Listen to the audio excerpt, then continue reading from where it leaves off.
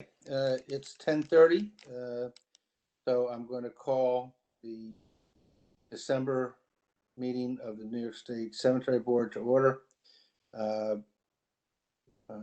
Before I start, I just thought I'd take some privilege to recognize that this is the last meeting of the year, and what a year it has been. The work we do is important, and it isn't easy in the best of times, let alone during a pandemic. We provide services to people when they need it the most. And so again, it's been a difficult year.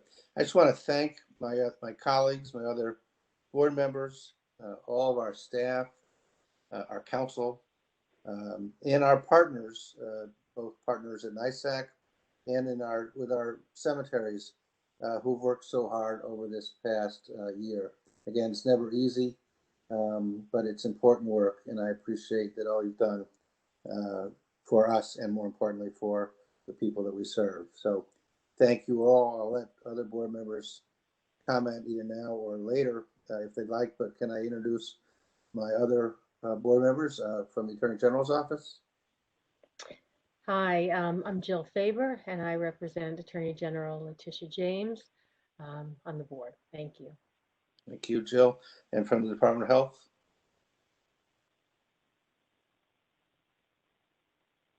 Tom? Yes, this is Thomas Fuller representing Dr. Howard Zucker for the Department of Health. Thank you, Tom. And I'm Mark Patterson representing the Secretary of State, Rosanna Rosato. So as I've done in the past, just a general review. We're in sort of that new era of a remote meeting. The meeting is recorded. I think you heard that when you got on. We like everybody to identify themselves when they're speaking each time. It's just a good thing to remember because we want to keep an accurate record. There'll be a time for public participation. Identify yourself when you're speaking, and in particular, if you're, and Tony will recognize or go over these rules. If you're semi-required, we have to keep a record of your participation attendance if you're a lobbyist. So we may go into executive session. I think we will this year, or this meeting, and if we do, we adjourn to go into executive, take a motion to adjourn to go to session, and we come back out in order to adjourn the meeting. So when we come back out, we'll announce any actions to be taken, or if anything happened in executive session that needs to be reported. Again, that's the new order. Again, I've just found it useful to make sure everybody knows sort of the run of show. We're going to first have our council explain the new rules of remote meetings, public notice, all that. We'll move to, as the agenda says, approval of the minutes, legislation and rules and regulations report, division report, vandalism report, and presentation of applications for other than vandalism applications. So again, if we do go to executive session, we'll take a vote, we'll come back out. So let's start by moving to Tony. Tony, can you explain to us the new rules? Sure, thanks, Mark. We are conducting this meeting as we have for quite some time, pursuant to Governor's Executive Order 202.1, which modifies Article 7 of the Public Officers Law to permit any public body to meet and take action without permitting in-person access to meetings, and to authorize such meetings to be held remotely by conference call or similar service, provided that the public has the ability to view or listen to such proceeding, and that such meetings are recorded and later transcribed. And this meeting is in fact being recorded. This executive order has been interpreted to suspend the requirement that board members be physically convened or convened by video conference, and to suspend the requirement that notice of the meeting include the physical location of each board member. We've given the public notice of the meeting and how to attend by video conference or by telephone conference, and the board agenda and board material have been placed on the Division of Cemeteries website. And as Mark has noted, we are taking attendance. Giving your name and who you represent is voluntary unless you are a lobbyist. Then you must identify yourself and your client. And we ask that anyone who speaks to the board identify themselves. That's it. Thanks. And we appreciate that. I don't know if any of the board members have any questions about that, since we've been doing it for a while. I think probably not. Okay, so I think the next thing is the approval of the minutes. We've distributed the minutes to the board members. Are there any corrections, changes, comments on the minutes as mailed? No, none from me. Thank you, Jill. Tom? I will then make a motion that we approve. Thank you. I'll make a motion that we approve the minutes as distributed. Do I have a second? Second. Jill seconded. All in favor? Aye. Aye. Motion carries to approve the minutes. Tony, do you have your legislation and rules and regulations report for the board? Sure. There are two bills have moved. There are two of the three bills that were passed by the legislature have been delivered to the governor. One of the bills is a bill that would create a cemetery disclosure form. This is Assembly 3429A, Senate Bill 4284A. That's been forwarded to the governor for action. That was forwarded on December 3rd. And then the other bill that moved is the bill that that relates to state veteran cemetery, eliminating the requirement for a study and easing funding requirements. That was delivered to the governor on December 3rd as well. Assembly Bill 10782, Senate Bill 8791. Those are the only actions taken on legislation. With regard to regulation, we had a meeting with NYSEC, very productive. They had some good suggestions. The only unfortunate thing is it requires more work. so I don't have a draft right now. I was hoping to. We only met last week.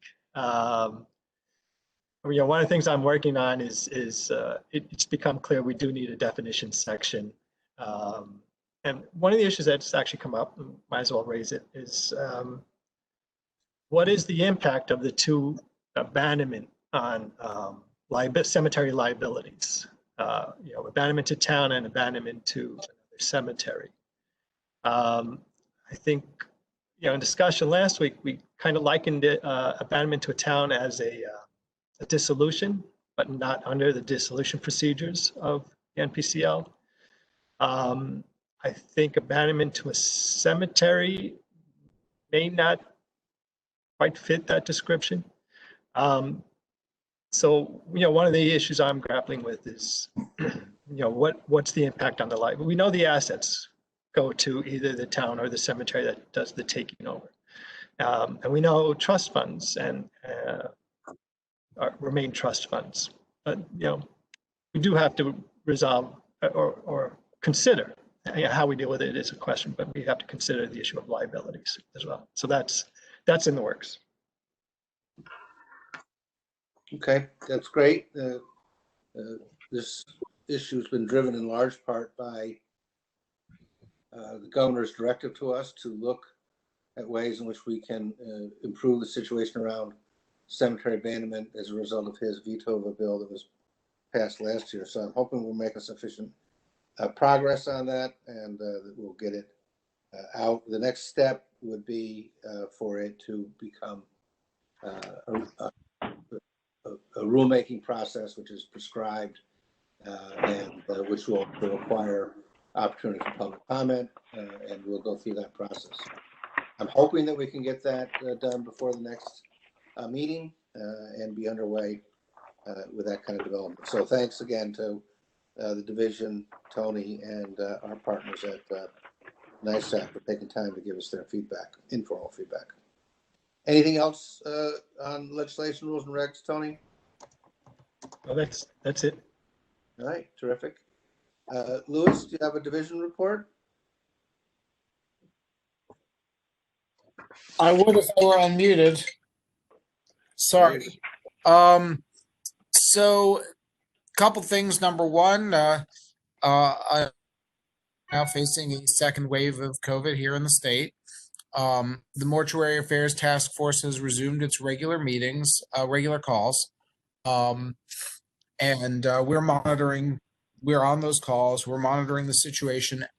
To date, we have not seen any signs of stress on crematories and cemeteries, nor for that matter have we heard any significant signs of stress on funeral homes at this point. So far, obviously Tom might have more to say about that, but so far that's good news that we haven't hit that point where we would even notice the increase. A couple of cemeteries have contacted us about limiting access or limits on access to on numbers of attendees at funerals. There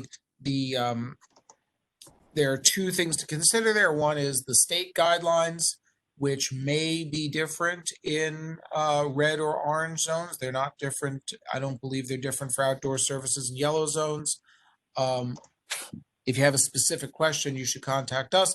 The other is there are some cemeteries that want to be stricter than the state guidelines would allow. The statute requires that cemeteries provide reasonable access to people visiting the cemetery. Subject to that, it's really up to a cemetery in the first instance to figure out what they're going to allow and whether that's consistent in their view with that reasonable access to the cemetery. Having said all that, that's sort of my main update. I'm working my way through. We've contacted pretty much every crematory in the. I see a spinning. Oh, that's Tom, not me. Okay. We've contacted operating crematory in the state right now about to do a post-event review to get a sense of how they managed through the first wave, so that we can help them be better prepared for any surge in a second wave. We're wading through that stuff like right now. And other than that, changing gears to happier, for him at least, news. This is the last meeting in which Joe Ambrose will be participating as a member of the division staff. He is retiring effective December 31st, and we wish him well. Because we're mostly working remotely, we can't really bar the door to prevent him from leaving. So I guess we're going to have to kind of accept that fact. So thank you, Joe. He's been with us since 2000. That's 20 years. So thank you for your service. And that's all I got. We'll UPS the golden shovel to him or something, Lewis? Is that it? Okay. All right. Well, congratulations to Joe on his retirement, and we'll see if we can find a replacement for him. Okay. That's the end of your report, Lewis. I think next on the agenda is the vandalism report. Alicia, are you providing that? Yes. Not much has changed since November. Collections remain about the same, $458,897 for the calendar year, and vandalism and assessments $261,552. We have remaining of the 2021 $2 million appropriation, about $825,000 still available for the remaining 3.5 months of the fiscal year. We have granted in the fiscal year $443,838 in hazardous monument applications and $36,634 in abandonment applications. Just over 1,300 annual reports have been received, 29% of which have been filed online. Okay. It. Thank you, Alicia. We also have the applications from last year, right, in the terms of the vandalism fund? Yep. It's included in what's remaining available. Okay. We've spent about 1.2. Okay. And we have one application for vandalism funds, Jacksonville Cemetery in Onondaga County, in the amount of $9,489.31. Would one of the staff like to just give us a quick presentation on that? This is Mike Seelman from Division of Cemeteries. Jacksonville Cemetery applied for repair of 12 monuments that they deemed hazardous. I went out and looked at the monuments and agreed that they appeared to be hazardous. They submitted 2 applications or 2 estimates for repair, and we're recommending approval of the lower, $9,412. And in total, the application we're recommending approval of is $9,489.31. Thank you, Mike. Does anyone have any, counsel, do you have any comments on this application? The only thing I'll note is the legal notice listed the names associated with each lot and monument, but didn't list the lot number or section. It's preferable that we have both, but it's not fatal that we have all that information. So this is approvable, but I would just point that out to division. Okay, thank you. I will make a motion to approve, subject to the availability of funds, the application from Jacksonville Cemetery in the amount of $9,489.31. Do I have a second? Second? Jill seconds, Jill Faber seconds. Any other discussion on this application? There being none, all in favor? Aye. Aye. Not hearing Tom, but motion carries. So we now will move on to. We've lost Tom temporarily. Oh, he's back now. Okay, he's back. Good. Okay. Probably just waiting for his connection to connect. All right. Tom, we're back. We approved the Jacksonville Cemetery, and we're now moving on to applications. We have an application from Mount. Yeah, I can hear you. Yes. Issues. Connection issues. Okay. Connection issues. Right. Just one of the minor challenges of the new era. All right, we have an application from Mount Repose Cemetery. It's an amendment to a major renovation with a revised budget. Lewis, who will be presenting that application? That's me. Sorry, I just need to unmute. So Mount Repose Cemetery, we approved this in I think July of 2019. They are developing a new section. They have a lot of demand, particularly from the East Asian communities in and around New York City. It's on a hillside. It faces the river. It's very desirable for some people for those reasons. They hit some significant cost overruns this year. They haven't let me put it this way. They're not overruns in the sense that they haven't spent more than was approved, but they're going to have to spend a lot more. Mostly the village, and I think DEC was involved as well, are requiring a whole bunch of additional drainage, including it's not a retaining pond, it's another kind of pond, the name of which escapes me, that catches the water, but it also flows out of. I think there's another term that I'm forgetting. There's also a cost increase in terms of the paving. So they're asking the board to modify its original approval to allow for the higher amount. There's really there's no adverse change here. They're also going to be developing slightly fewer graves, partly because they believe the demand is likely to be for somewhat larger graves. But their new projection shows they're actually going to make more money than originally projected, even with the additional costs. So just to be clear, they're asking for the modification of the original approval to go from $250,000 to $450,000. It was a good project. It remains a good project, and we're recommending approval. There's 2 conditions. I don't know that they have all local permits yet. I know they're in talks with the localities, so they need all local permits. And we are going, I would also like the condition to, the approval be conditioned on our review of a full set of stamped plans. For the development, I actually saw stamped plans when I was at the cemetery to see what necessitated the change, but it wasn't a complete set. So just want to make sure those two conditions are in there. That's all I got. Okay. Tony, do you have any comments on this application?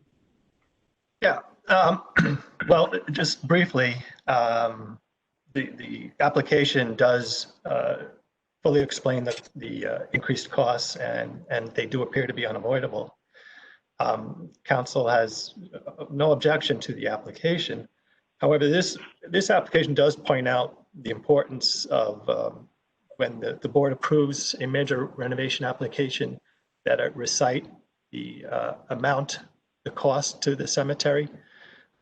Usually the budget and the financial impact of a major renovation is one of the things that the board considers when approving. And by reciting the cost, it treats the cost as a condition of the approval.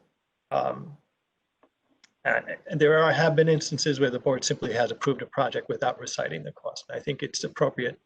It was a good thing I did that here, and it's appropriate going forward that the board would continue to recite the proposed cost. And in fact, I would suggest that in the future, the board's approval of a major renovation application include language such as the following: any substantial increase in proposed scope of work or cost will require an additional application, something like that, so that cemeteries know in this situation that they have to come back. With regard to if there is a motion on this one, the motion should be to modify the prior order to approve the expanded scope of work and to approve the increased cost to whatever the dollar amount is. And those are my comments. Okay. So if there's no other questions, let me see if I can get this right. I'll make a motion to modify the major renovation application, which was previously approved by the board, to an increase of, I think, $450,000. Is that right? And should I put the language in, Tony? Increase to $450,000. That's the total, not the increase. No, increase to any substantial increase in the scope of work or cost should come back to the board. And this application is contingent on the receipt of all local approvals and receipt of final stamped and approved stamped drawings. I got it right? Can I just ask a question just to interpret that? When we're saying that a proposed substantial increase, is the division going to determine upon information from the cemetery what a substantial increase is that needs to go before the board, or is the cemetery responsible for determining it? And is there any criteria? Just trying to head off confusion, maybe. Right. Brilliant. Since it's my suggestion, I guess I'll respond. Yeah, I mean, when I came up with the suggestion, it was my view that a cemetery ought to go to division in the first instance when Okay. there is going to be an increase. A de minimis, certainly. I mean, if it's a $500 increase on a $100,000 project, I don't think division's going to say, yeah, you got to come back. But I think it ought to be division who decide rather than the cemetery whether it should go to the board or not. And that applies both to the scope of work. I mean, if there were no plans to have a drainage pond, and now there is, and so there's going to be excavated, there's going to be loss of space that wasn't anticipated. That as well is something that the cemetery should bring to division, and division should, in the first instance, decide whether that's a modification, requiring a modification of the board's approval. Okay, so would we want the cemetery then to bring it to division if it's anything other than a de minimis increase rather than a substantial increase? Because then it might be that in the cemetery's view, it's not substantial, but in the division's view, in hindsight, it would have been something that would have gone before the board. I don't mean to make this overly complicated. I'm just trying to. Yeah, I mean, Louis, what's your view on this, on the procedural aspects? It's your office is going to have to, you know, My filter view through is this. that I don't want to make this overly complicated. I mean, I don't know that this has never really been a problem before. I can't think of situations where we've approved something and then there's been a change and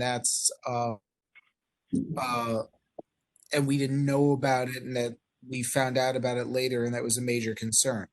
So I don't think we have to get too fancy with what we're doing here. I think, yes, we ought to be the ones determining in the first instance whether this needs to go to the board. But I don't think we need to get caught up in a whole bunch of definitional stuff. Well, I think Jill's suggestion that we substitute more than a de minimis change to substantial, just because I think that makes it an easier trigger. So I'll modify my motion to accommodate that. I don't think I got a second on that. I'll second. Okay. So are there any other questions about this application? No. I doubt if the cemetery would like to, is there any there, cemetery that wants to address the board? I'm not sure they're on.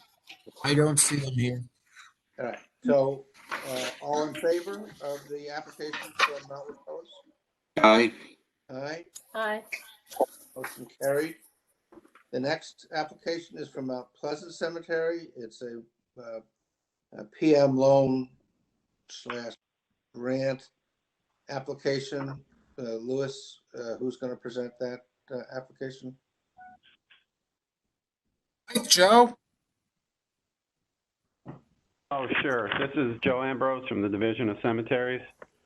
Mount Pleasant Cemeteries, they're seeking $55,000 from their permanent maintenance fund. They have some dangerous trees. Mike Seelman and myself visited the cemetery, and they're right along the main entrance, the road coming in. They're hanging over the road, and a few limbs have come down, and one time they said barely missed a funeral procession. So these are dangerous trees that have to come down. Unfortunately, it's going to take a large amount out of their permanent maintenance fund. But I just don't see any other way that we could do this. They've operated at a small surplus, but unfortunately, if they take this money out, the dividends and interest income is going to be limited. They want it to be a grant, but I'm recommending that they try to pay back something, even if it's a flat $1,000 a year or say a percentage of their net income. And that's about it. Okay, does either the division, Louis, or council have anything to add to that? Yeah, the application seems appropriate insofar as the need for the work, and it does appear to be a proper use of permanent maintenance funds. It does relate to maintenance and preservation of the cemetery. The issue of whether it should be a loan or grant is the primary legal issue on this application. NPCL section 1507A2 requires that the withdrawal be in the form of a loan unless the cemetery can clearly demonstrate that it lacks sufficient future revenue to make payment. And in addition to that, according to the application, the PM fund currently contains about $113,000. So this is about half its PM fund. So it's going to really impact whatever income that PM fund is currently generating. It's going to impact it now and in the future. I second Joe's suggestion that whatever the cemetery can pay in a year, whether it's a few $100s up to $1,000 in a year, with a balloon after, I would suggest 15 years, because I think a court would not have an issue with a repayment plan of 15 years and coming back in 15 years if that were necessary. Is an appropriate way to go. And then when the balloon, it comes time to pay the balloon, if they're unable to, if they need further extension, or if at that time it's clear this should be a grant, that could be dealt with at the time. So those are my suggestions. So does the division have a specific suggestion for the motion that approves the use of PM funds as a loan requires a repayment? What's the division's recommendation? Joe, we ought to have a specific recommendation on. I mean, I could go back to with them and work out a repayment plan that seems appropriate for their financial situation, and bring it before the board and see if it's good. I'd really rather not have to come back. Yeah. Okay. Can I speak? This is Mary Ann Anderson. I'm Secretary Trustee at Mount Pleasant. Can I speak? Yes. Yes. I'm sorry. Okay. No, that's okay. Our Board of Trustees met and we talked about the loan versus the grant. And we will not take this unless it's a grant, because we know how few burials we have. We average between 7 and 14 a year. We, have these wonderful, beautiful big trees, and we know how dangerous they have been and they are. We have had to take down 7 trees since this application went out, because we had one that was cabled 3 times and it was so hollow in the middle it could have held a man inside, and it was ready to actually come down and take out some old monuments. So that's what we're dealing with. We just know we don't have the we don't have the means and wherewithal to make a payback. So that's why we were coming through for a grant. We've had inmates up there helping us. The town of Lenox has refused help. We do a donation letter every year, and this year we asked for money to go for trees, and we had a matching donation, whatever we got in. That was $7,000. I just don't know what else, but just so you know that our Board of Trustees voted that if this was a loan that we were going to refuse. Thank you. Well, what would you do otherwise? When we have danger, we'll do what we have to do. My husband, with the inmates, if it's small, if the branches are small enough, we'll take care of them. He got a broken leg out of taking trees down in the last 5 years. So, we'll do what we have to do. If we have to close the gate and people walk in until we get things cleaned up, we'll take care of it.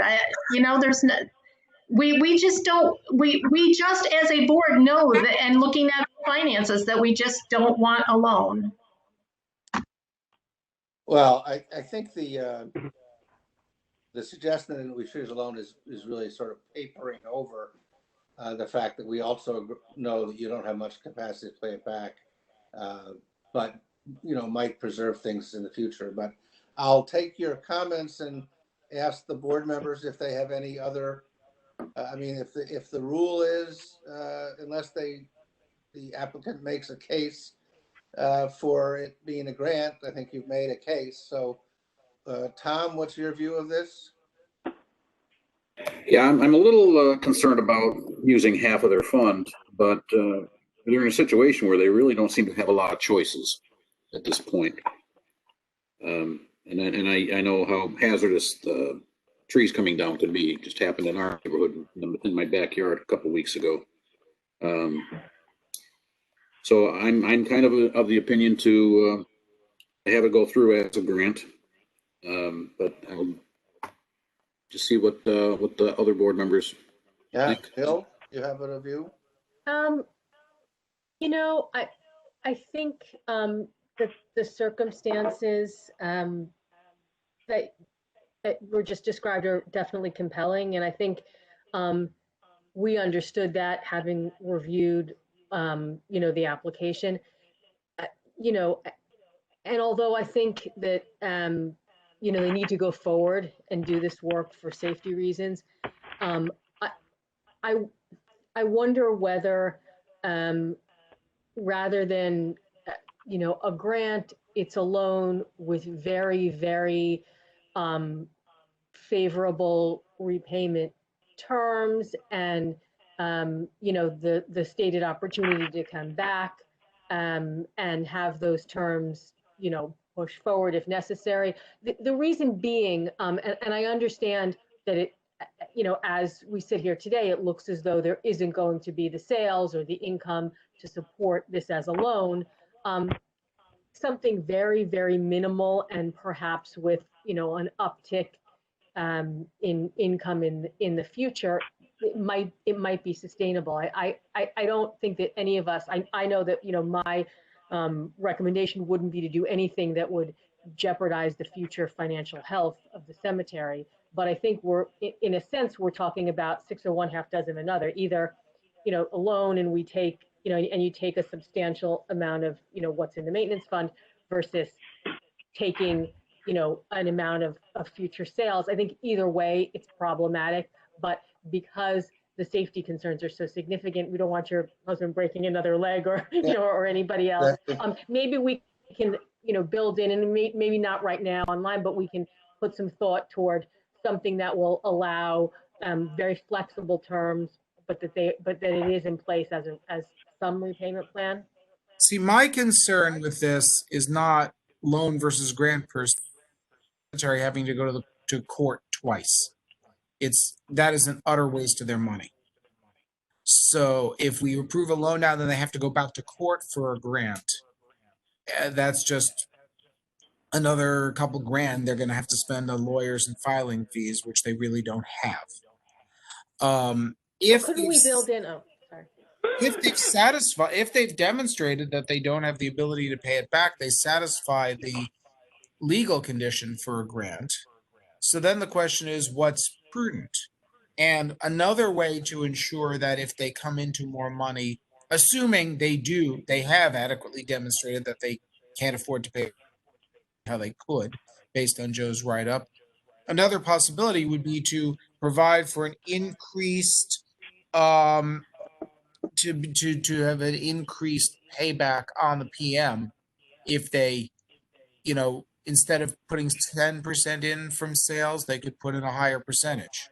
Instead of putting in 35 per interment, they could put in a higher number. And that way they would be building it back up, but without this loan that we realistically know they're never going to repay hanging over them. I'm just not sure you've given us a pathway forward, Louis. We have the applicant on the line, but what are you suggesting we do? Do we table it, or do we?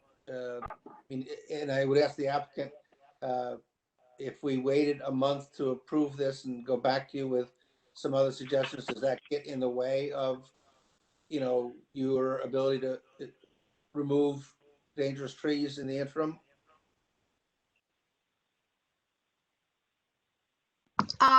We actually, since this application had to take down 7 trees because they couldn't wait for this answer. So at this point in time, yes, they're all dangerous, but we, I don't know what a month would do. It would depend on the snow, the rain, the heavy snows, the winds. It would just depend on, what happens up there. We never know. I mean, you can be walking along and a branch will fall. It's just one of those situations that we have. But if we approved it, would you immediately move to go to contract and start taking down trees between now and our meeting January 10th? the gentleman who is ready to do the trees, who did, what did he do? He did 5 out of the 7. Another gentleman did 2.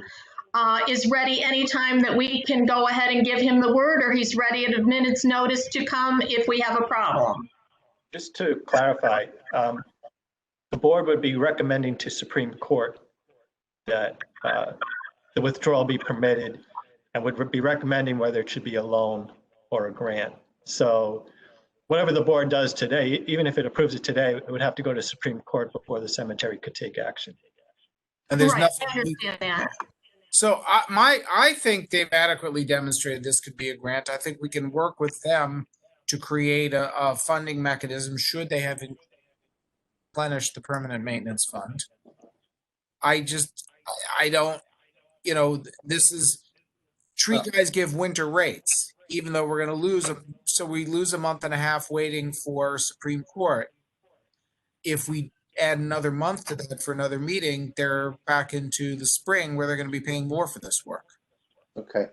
Well, I'll make a motion that we approve the application as a grant, and that division work with the cemetery. Approval, sorry, not approve. Say again? Recommend approval, not approve.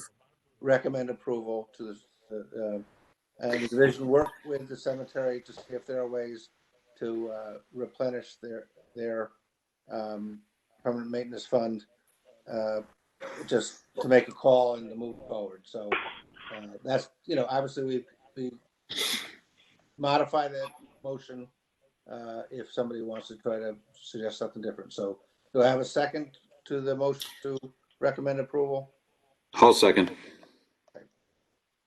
Jill, do you have anything you can suggest that you'd like to modify? No, I understand. I think that's a reasonable decision. Okay, so all in favor? Aye. Motion carries. Thank you, ma'am, for your being able to explain it. Thank you. And he did cut the price on a couple of the trees he took down. And it was stated that if there is money left from what we take out, we will definitely put it back in that fund. So thank you very much. Well, tell your husband not to take too many chances. That doesn't work, but I thank you for it. Just so you know, we're an all-volunteer 9-member board, and we love our work, but sometimes it's things like this that makes our heart break. So thank you very much. I appreciate it. And we appreciate your contributions. Thank you for that. Okay, thank you again. Let's move on to Beverly Hills. It's an application from Beverly Hills Cemetery for a mausoleum. Lewis, who's going to? Yeah, I guess that's me again. Big picture overview. Beverly Hills, Rose Hills Memorial Park. They're relatively low on in-ground space. You guys may remember the land purchase and ensuing litigation. This is what they're proposing to do, and they have a pretty good track record of selling mausoleum space. Create a garden mausoleum. It's really, I want to say it's about 100 feet. It's right near another garden mausoleum structure on the quote-unquote King David side of the cemetery. They kind of use the term King David loosely. The cemetery's on two sides of a road. This is on the other side from the office where their Jewish section, King David, is. It's a garden mausoleum that's going to look very much like the existing one that's up there. It's a perfect spot for it. They sell these really well. The one thing we had a little bit of round the block with is the funding mechanism. The cemetery wanted to use pre-construction proceeds for its general fund. We were uncomfortable with that because we've had a couple of cases in which mausoleum space was sold but never built. We want to make sure that any pre-construction funds are used solely for the required permanent maintenance contribution and setting aside the money for construction until they hit their construction budget. And the cemeteries agreed to that. So I guess I have to go to my report to get the precise number, but the concept is that up until they've sold 10% of all sales are going to go into the permanent maintenance fund, obviously, because that's required by law. After that, the other 90% up until the total budget for the project gets put into a construction account first, only for doing the construction. And after that, they can put money into general fund all they like. We're also asking that they give us quarterly reports on money taken in and progress on the mausoleum. There are a couple of legal wrinkles here, some of which will have to be discussed in executive session. I don't think they do not affect our recommendation. But there's a question as to whether they actually had a lot owners meeting or not, because the lot owners, there were no actual lot owners at their lot owners meeting. My understanding is that the only people present at their lot owners meeting were the certificate holders. If that's the case, and if there were not lot owners present by proxy, this is a legal question as to whether that constitutes a valid meeting. We obviously would want to, and we've spoken to the cemetery, and they're amenable to coming up with mechanisms to try to get lot owners to come to the lot owners meetings. We understand that in many cemeteries, it's a challenge to get any lot owners to come, but that's no reason not to try. Another thing, which again, we don't really know, we noted that the minutes do not reflect the discussion of the outstanding certificates, which are held by 2 of the 5 board members or indirectly held by 2 of their 5 board members and their families.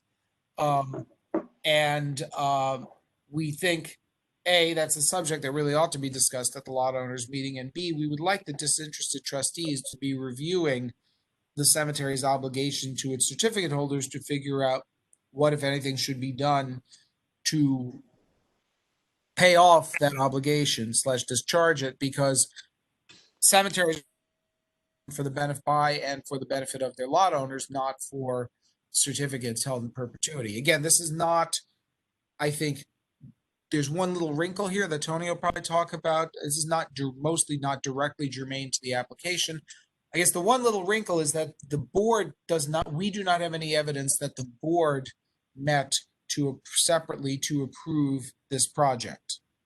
The approval came at the lot owners meeting, in which 4 of 5 trustees were physically present and all agreed on approving that.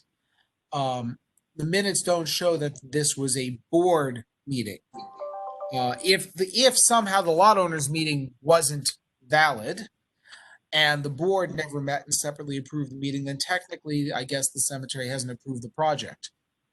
That said, it's obvious that the board did intend to approve the project, and subject to discussing any possible legal issues with council in executive session.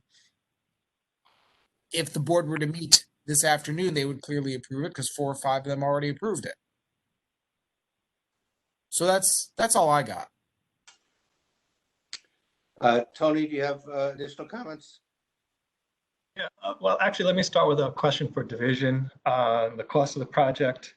There's an exhibit which gives a total cost of $713,692, but the application and report seem to indicate a total cost of just over $1 million.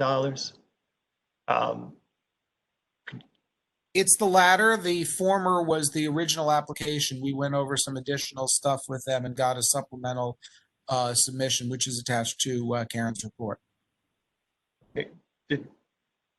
Is it in the current application, the modified application? Because I don't remember seeing it. Where all the costs are listed. Alicia, do you remember off the top of your head what exhibit it is?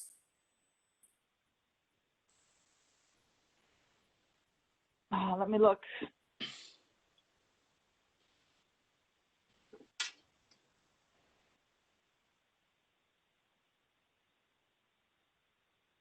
Is Karen on?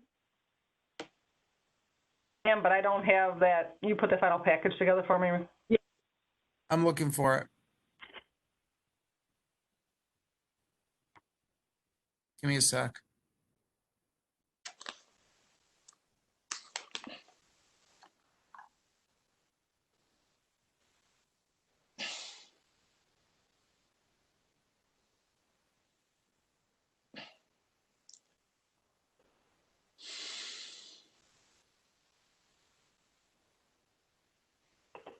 So while you're looking, I can ask,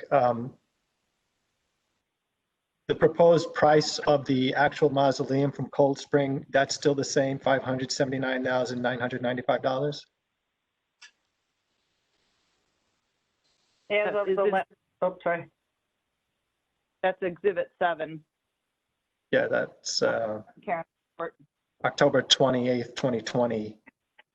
So that hasn't changed. So the additional changes, I would note that the cost above that, at least in the exhibit I saw, is work being done by the cemetery itself, paving, that kind of stuff. So that must be where the change has occurred.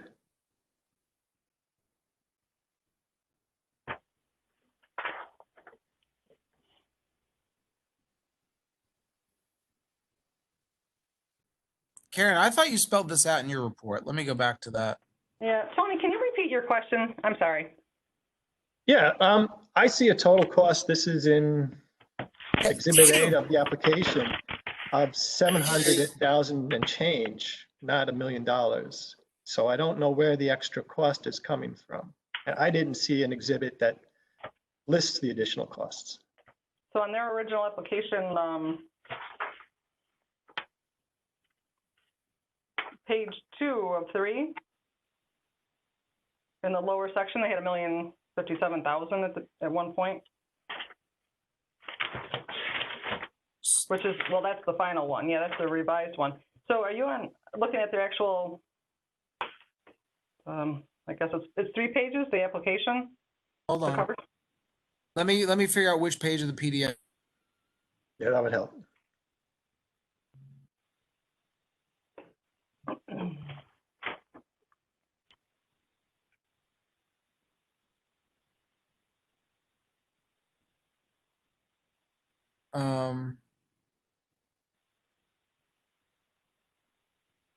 Hold on. Goodness gracious. I know we included this. I am not finding it as I'm sitting here right now. And it's not, I don't think we did text recognition, so so I'm not going to be able to do that. Here's my suggestion. I think the other issues are going to cause us to be tabled anyway. So maybe this issue can be resolved. So let me discuss the other issues. Let me get back into that part of my. Okay, so as Lewis noted, there's an issue as to whether this has been properly approved. 19 NYCRR section 201.11A1 requires proof that the project has the approval of the corporation's lot owners, if not a description of the authorization obtained. It further provides a copy of the minutes of the meeting of lot owners or board of trustees or of the resolution shall be included.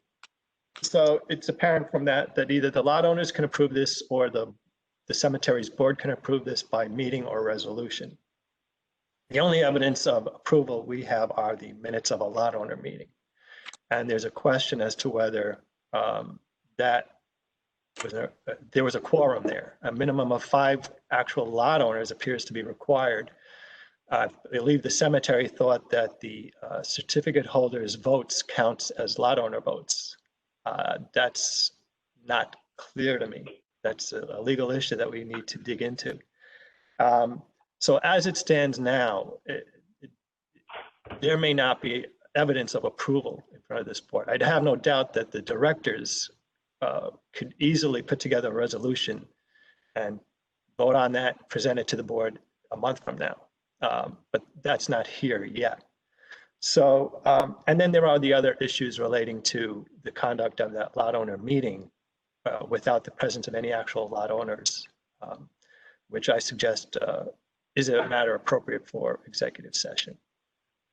So at this point, with the costs unclear and approval unclear, my recommendation would be tabling this for next month. Is there anybody from the cemetery that is on the line that would wish to address this issue? Rich, you can go. If you're on, you can go first. I had something to say, but I guess we should hear from you guys.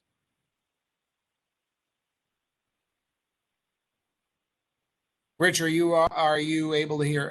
Are you on? Oh, now I hear you. Now you hear me. In 40 years, there hasn't been a landowner that's ever attended a meeting at the cemetery. They've always proceeded with the votes from the certificate holders. It's never been called into issue before. And the meetings were always published and notices were always placed on the websites. Lewis asked as a question, well, in the future, maybe you might consider posting a sign the same construction. That's something we can talk about in the future, but it has nothing to do with inappropriate notifications to lot owners. It was done by publication and by posting on the website. With respect to the construction costs, I thought the number was 713 also. So I don't know where you're getting the $1 million number from. This is Aaron Shipper. Perhaps I can clarify it. We initially made application before we realized there was a standard application that the division offered. We've completed that standard application, and on Schedule B1, you'll see construction costs of $713,000, preventive maintenance allocation of $535,000, total selling expense of $1,017,923, and the total cost of the project at $2,267,000. But it's right on Schedule B1, which we submitted to you. Thank you, Mr. Shipper. All right. Why don't we do this though? Again, let's go in a moment into executive session, but we will be prepared to come back out of executive session and make a decision on this application at that point. So we can, if we're going to go in executive session, might as well do that, and it'll give us some time to see if we can find a way to move forward. So is there any other things that need to be presented in public session?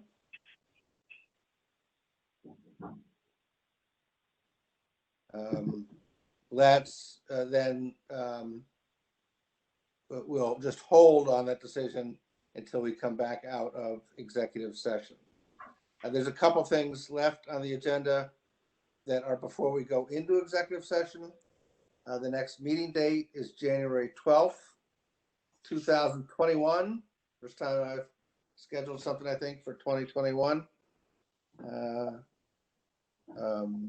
And also, I want to make sure that we give the public a chance to speak, so they don't have to wait around for us to come back out of executive session unless they want to. So is there someone who is interested in addressing the board on any issue before it or any other issue that might come before us?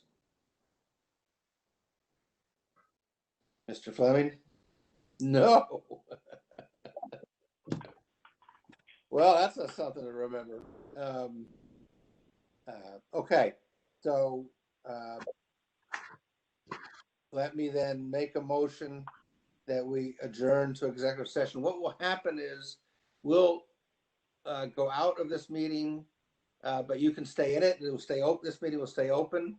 We'll go to another WebEx room for our executive session.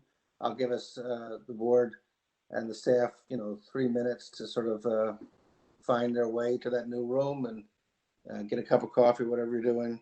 We'll convene an executive session, and then we will come back out of executive session. We will take up the issue of Beverly Hills Cemetery, and any other, and disclose any other actions that were discussed or were required to be disclosed at the end of, in executive session. Rich, I will text you when we come back in. Okay, thank you. I'm getting Okay. out of the meeting now to start the executive session. Okay, you go do that. Okay. Mrs. Conway, thank you for your patience, all of you, on this issue. And so we will leave this meeting and then come back to it when we come out of executive session. Thank you for sticking with us. So we're back. I forgot to take a vote to go into executive session, so I'm going to cure that right now. So I'll make a motion that we approve our action to go into executive session and then come back out. So can I have a second to just cure that? A second. All right, all in favor? Aye. Okay, so that just cleans up that. We came out of executive session. Our intention here is to try to approve this application from Beverly Hills. We need to do it first, contingent on the receipt of a board meeting, the minutes or resolutions that the board met to approve the project. I understand that you have them. You just need we need to receive them. So, because that solves the problem of the lot owners meeting. We can deal with some other issues in the lot owners meeting another time.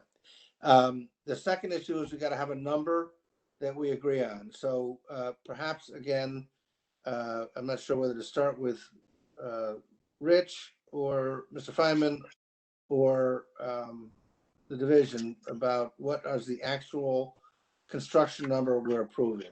Let me try to explain what the issue we're having is. Yeah. So we're working off of revised number that the cemetery provided that Amanda Boley provided to Karen. So that's where the 1.05 number comes from. The thing is, the cemetery has included in this construction estimate a lot of things that we don't regard as construction costs. They would be there. I'm not saying that, I mean, it's good they included them somewhere because they are germane to the costs of what's called the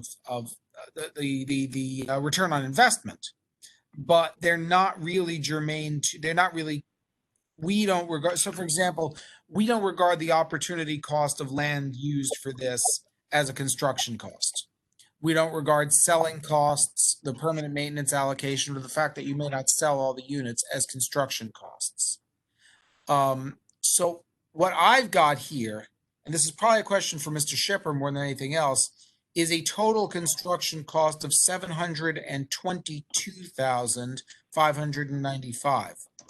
I don't know if, Mr. Shipper, you have in front of us the construction estimate for Mountain Crest Mausoleum you provided, but we have a foundation cost of $7,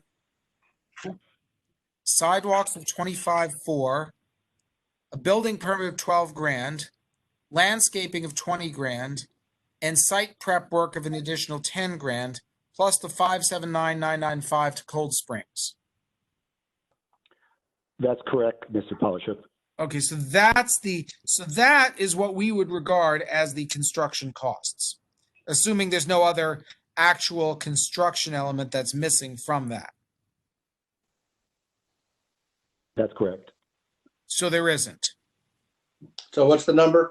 So you'd be okay if we approve this recommended approval to a total cost of $722,595? Again, remember, that's only what you're dispersing, not what you're losing and not what you're paying on sales. Yes, if you're asking me. Okay. That is who we're asking. Well, I guess we're asking you and Okay. Mr. Fryman. Okay. Well, that makes sense, and that's fine. Okay. Okay. So, and Tony, you're good? Yep. Just to clarify, we're making the approval contingent on receipt of the minutes or the resolution and on also receipt of any local approvals. Correct. Any local permits needed. Okay. So I'll make a motion to approve this application for Beverly Hills. Contingent. If I may, Mr. Chairman? Yes, sir. We don't yet have our permits because we're selling pre-construction, and that may be a period of 12 months, 18 months. We're not going to start construction immediately. I see what you're saying. So we can't approve it contingent on that because you want to be able to sell pre-construction. I don't have a problem with that.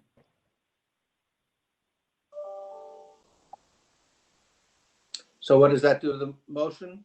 It means that we wouldn't be, it would be, well, how would we phrase this? We want them ultimately to get their permits. But our approval wouldn't be contingent in the sense that they could start selling before then. So just to raise this, flag this issue, it does create an issue if that's the procedure that's anticipated, because it is possible that any municipal approval will not be received, that a municipal approval will be turned down, and yet you have collected money from purchasers for something that's never going to be constructed because you never going to be constructed because you never got all the approvals. That has to be dealt with somehow. Well, the money's in a construction, not like the money's going into the general fund. I mean, right, but there's the issue of how you get the money back and how it's much more complicated than just setting aside construction funds for a construction project is going to occur. I mean, this is a garden mausoleum. There's no indoor space. The odds of them not getting approval for something like this are really not very great.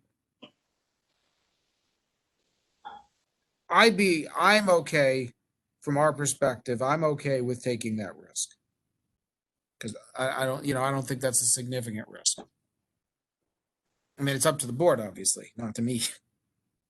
And it is right next to another existing building. It's almost identical to it. If this were something that had indoor space or something where near the neighbors or something like that where we anticipated trouble, I think the most likely quote unquote trouble you would have would be they require something else in the landscaping which puts you over budget rather than actually having a risk of rejecting the thing.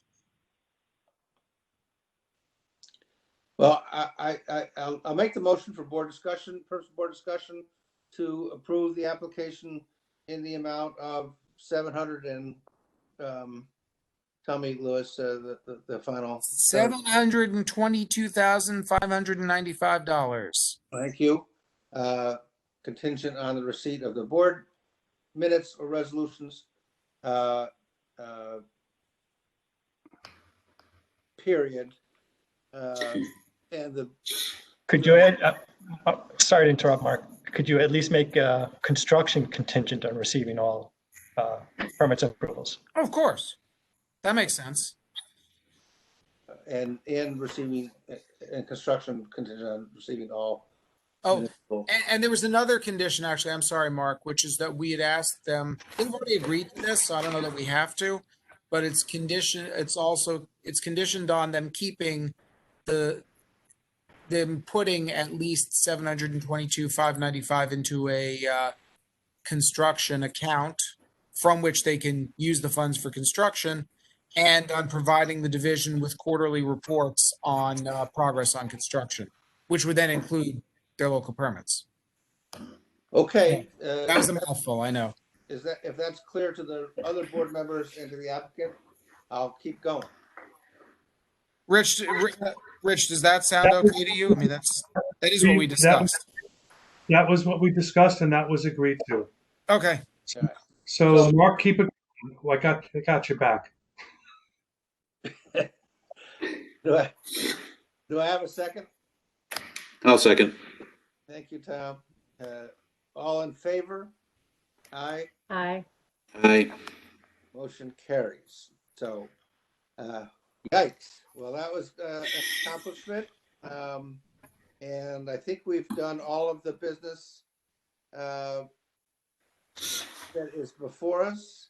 Again, I'm grateful for all of the efforts on members of my colleagues on the board division and of our cemeteries who worked so hard over this difficult year. And I hope that everybody has a safe and happy holiday season and wishes for a better year next year. Do I have a motion to adjourn? Yeah, motion to adjourn. Bill, thank you. And Tom, all in favor for adjourning the last meeting of the New York State Cemetery Board of 2020? All in favor? Aye. Aye. Aye. Hey, thank you guys. I appreciate it.